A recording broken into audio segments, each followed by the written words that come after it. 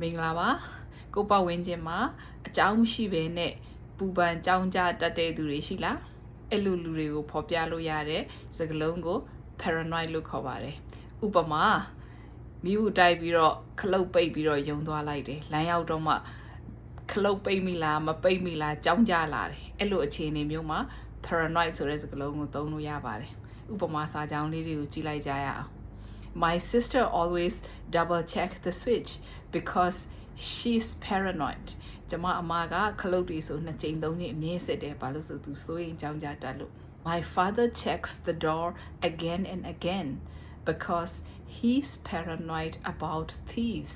အဖေကတကားကိုအကြိမ်ကြိမ်စစ်တယ်ဘာလို့ဆိုရင်သခိုးတွေကိုကြောင်းကြလို့ She's paranoid that her phone battery will die. So she always carry a charger.